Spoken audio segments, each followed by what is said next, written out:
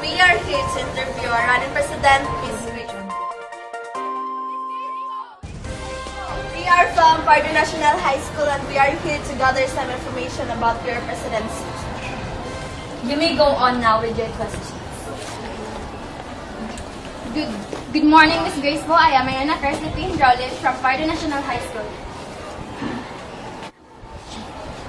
Why did you decide to run as a presidency even if you only have few years experience as a politician? Well, I am growing up listening to my father's words, how he sees the serious challenges that our country has been into. I've been inspired by his words while I am growing up, and I have applied it in my own life as well. How he won in our people's heart and mind when he ran for president in 2004. He may not live long enough to see the dawn of his dream. I am here to share my father's dream as well, because what he had started, I am sure to end it. In my aim to commit myself to a platform that also build my father's social confidence that confront the problem of poverty in our country, but my love to serve our people is the main reason why I decided to run in this position. That may answer your first question, Ms. Ayana.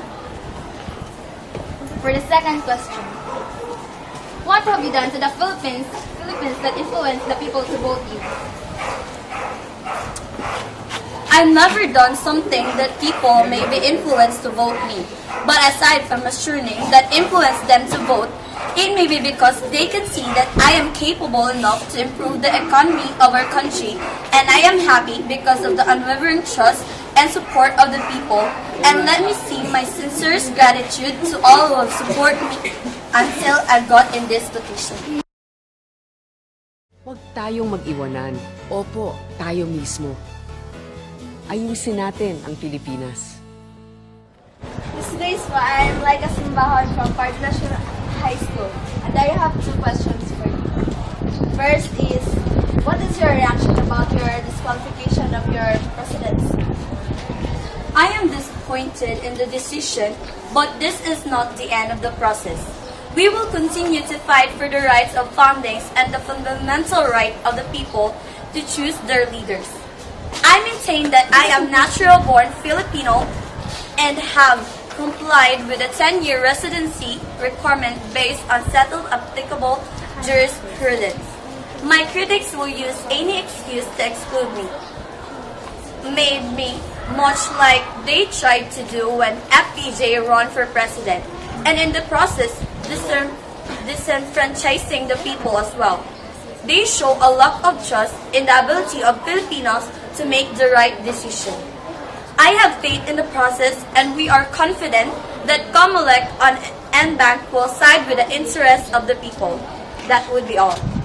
And for the second question, most of the youth now don't have education.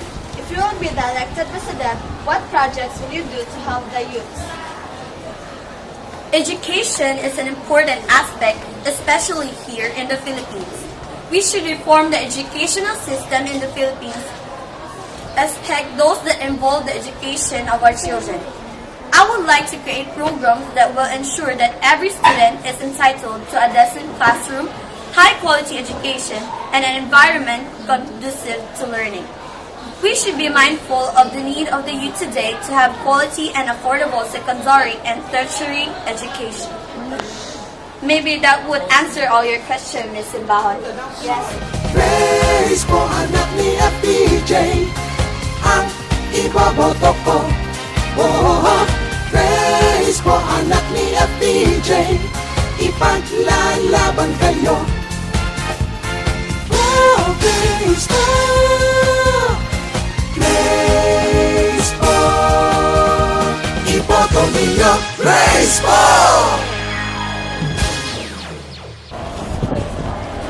Hi, Ms. Graceful. I'm Trace Miguelasa from Pardo National High School, and I have some questions to ask for you.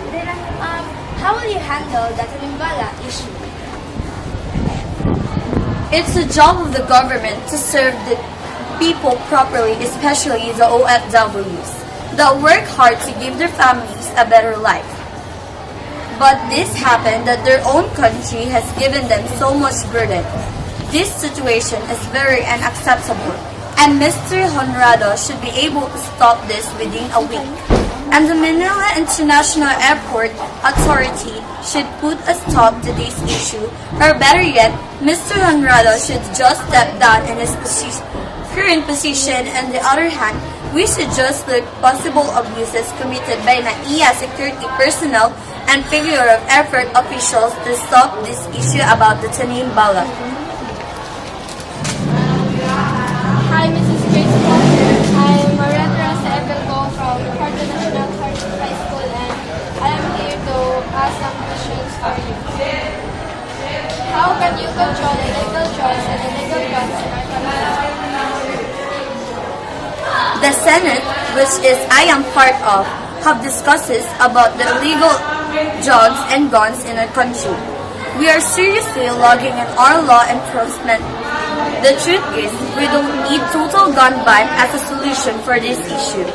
What we need is enforcement of gun control and an anti-drug law, because total gun ban would just only exacerbate the already grave peace and order problem in our country.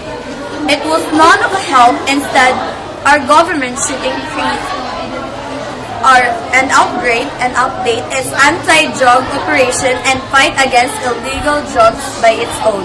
That's all. Thank you. Iboboto ko si Grace po. Ang mga walang kalaban-laban ay may pagtatanggol din. Kung saan ang mga maghapong na kayo ko ay aahon.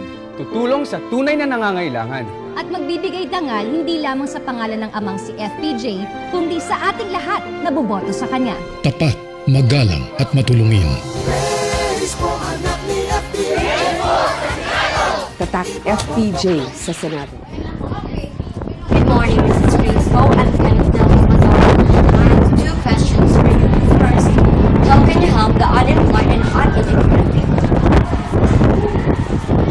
I will address the problem of youth unemployment by promoting job matching programs and encouraging academic institutions to be responsive to the requirements of industry. I will institutionalize programs that will facilitate a more efficient and youth-friendly job employment system, especially for first-time job applicants. I strongly support the idea of having state-sponsored job employment initiatives like job placements and career planning seminars in schools and local communities for out-of-school youth. I will provide more incentives to youth achievers who are excelling in school, communities, and public service. The state should be supportive of the young achievers by giving them more benefits in governmental programs and services. And for the next question, how can you help the country today? As a part of the Senate, I've done so many jobs already. Being part of the MTRCB that have continued my earlier advocacies. I also had advocate against internet censorship. The hard work that I put off for the past few years in the Senate is just small for a running president. And I think that for me, that won't be enough. Because an effective leadership can be gleaned not just from the progress of a few, but the advancement of the majority, especially of those who find themselves in frames. My hard work might not be enough, but why stop now? There's still many years to come to achieve the development that we expected for our country, which is the Philippines. Thank you for your question, Mr. Pulvadora. Ang tatay ko ay kilalang malapit sa mga bata. Sa pelikula man o sa tunay na buhay. Gusto niya, patas ang laban ng mahirap sa mayaman. Huwag natin aalisin ang pag-asa ng isang tao. Ang pag-asa ay nasa kabataan, sa eleksyong tama, sa eleksyong parehas. Yan ang aking paniniwala. Yan. Hi again, Ms. Graceful, and here's the last question. And the last question is, what will you do to our country if you will be the next president? We are here to provide people their needs.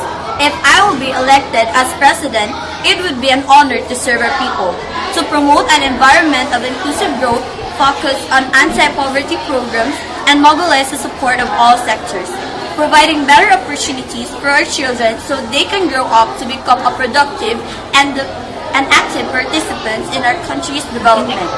And we should put in place the necessary electoral reforms, providing sufficient funding for implementation and relying for people plus in the electoral system. This will only happen when there is good governance and the most vulnerable sectors in our community. And I already committed myself with our country. So that would be all.